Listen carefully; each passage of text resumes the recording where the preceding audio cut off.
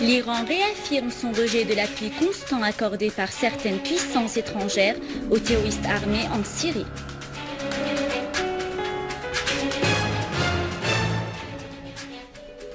L'armée arabe syrienne poursuit la traque des terroristes armés détruisant leurs foyers.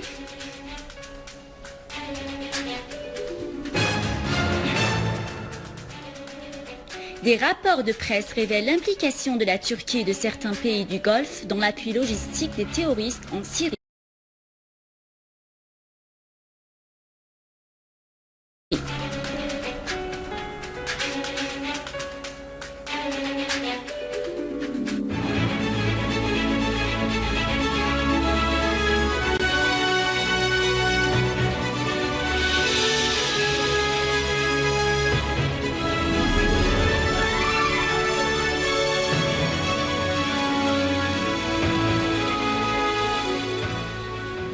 Bonsoir mesdames et messieurs, voici le journal.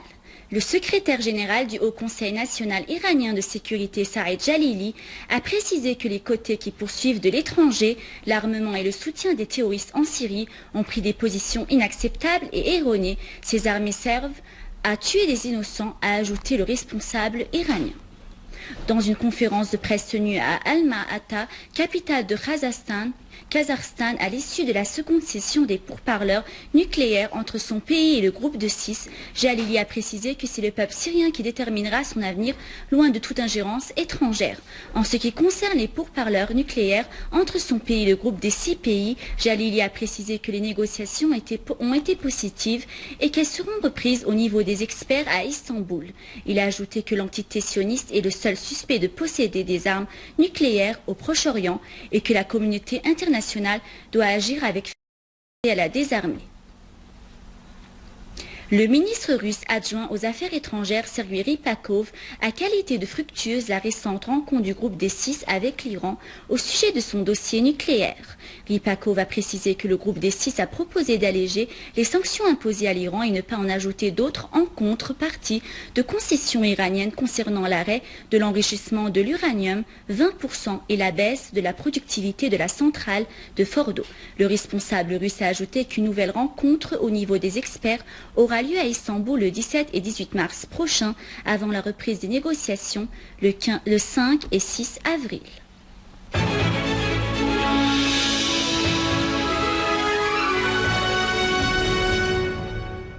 Deux obus de mortier lancés par des terroristes sont tombés aujourd'hui, l'un près de la faculté des lettres et l'autre près de l'hôpital universitaire Al-Assad à Damas. Dans la banlieue de Damas, des terroristes ont fait sauter la station d'essence Sham Jedida sur l'autoroute de Harasta. Une source de la police de Damas Campagne a indiqué que les terroristes ont placé des engins explosifs dans la station puis les ont actionnés à distance. L'explosion a causé la destruction de la station sans faire de victimes.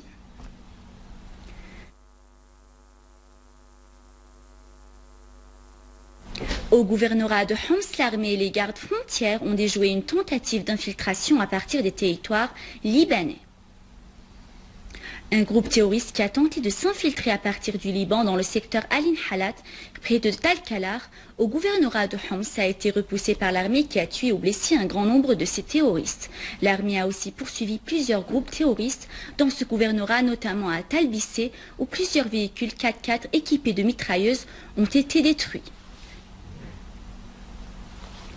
À Homs, un échec d'une tentative d'infiltration terroriste près de Tal-Kalar. Un groupe terroriste qui a tenté de s'infiltrer à partir du Liban dans le secteur Alin Halat, près de Tal-Kalar, au gouvernorat de Homs, a été repoussé par l'armée qui a tué ou blessé un grand nombre de ces terroristes. L'armée a aussi poursuivi plusieurs groupes terroristes dans ce gouvernorat, notamment à Talbissé, où plusieurs véhicules 4x4 équipés de mitrailleuses ont été détruits.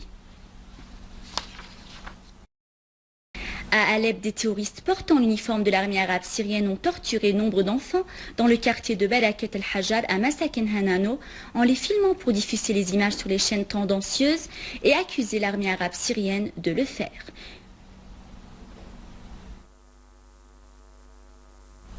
Unité des forces armées avec l'aide des habitants a déjoué aujourd'hui un attentat terroriste suicidaire à la voiture piégée près d'un point de contrôle de l'armée dans le village de Msaïbin à Ariha dans la banlieue d'Idleb. D'ailleurs, une unité de l'armée arabe syrienne a visé aujourd'hui des foyers de terroristes à Saraqib, Neirab et près de Banesh. Des terroristes ont tué et blessé dans cette opération de l'armée. Et dans la campagne de Jisr Shouroul, une autre unité des forces armées a détruit des repères des terroristes mercenaires, leur causant de lourdes pertes.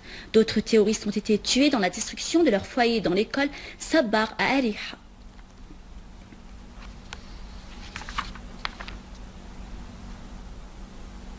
Une nouvelle preuve sur l'implication des pays occidentaux et régionaux dans le fournissement des groupes terroristes armés en Syrie, en fonds et en art.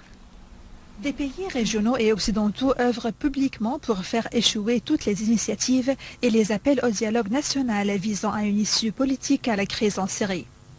L'agence de presse Reuters a indiqué que les chefs des groupes terroristes armés en Syrie avaient confirmé avoir reçu des armes sophistiquées via la Turquie. Des chefs terroristes ont affirmé que cette cargaison d'armes inclut des missiles anti-aériens, des boucliers, des obus de mortier et des missiles.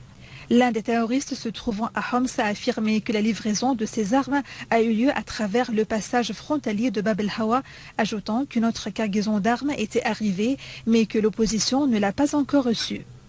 Il a ajouté que l'un des pays du Golfe a octroyé 15 millions de dollars pour financer les groupes armés. Hier, des responsables américains et occidentaux avaient révélé que l'Arabie saoudite a financé des achats de grandes quantités d'armes fabriquées en Croatie et les a envoyées secrètement en Syrie. Le New York Times a rapporté, citant ses responsables, que l'Arabie saoudite a financé des transactions d'armes de la Croatie et que ces armes ont commencé à arriver aux terroristes en Syrie en décembre dernier à travers la Jordanie.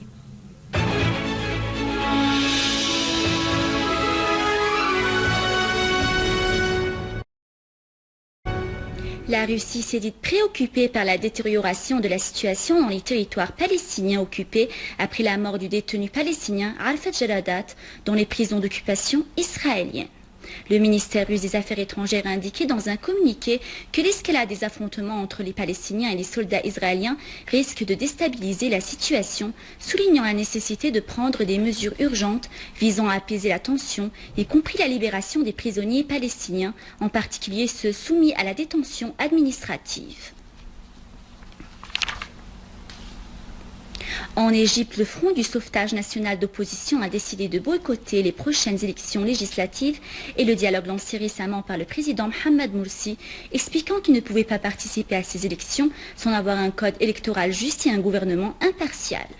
Le chef de l'ordre des avocats et l'un des leaders du front, Sameh Hachour, a affirmé que son mouvement ne participera aux législatives qu'après la réalisation d'une vraie indépendance de l'instance judiciaire, le limogeage du procureur général et la désignation d'un autre procureur général par le Haut Conseil de la magistrature en Égypte. Lors d'une conférence de presse, Hachour a ajouté que le front a également décidé de ne pas participer au dialogue lancé par Morsi parce que ce dialogue serait en vain s'il ne cherche à réaliser l'indépendance de l'instance judiciaire et conduire à la destitution du gouvernement actuel impuissant et la formation d'un gouvernement d'entente nationale capable de superviser les élections. L'Iran.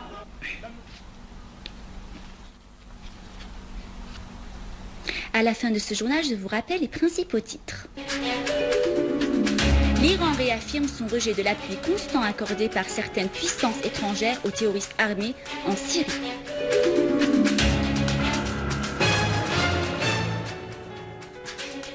L'armée arabe syrienne poursuit la traque des terroristes armés détruisant leurs foyers.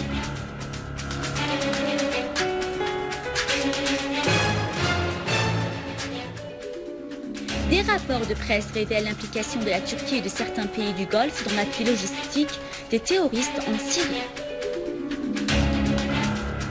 C'est ainsi que s'achève notre journal. Je vous remercie de nous avoir suivis. Au revoir.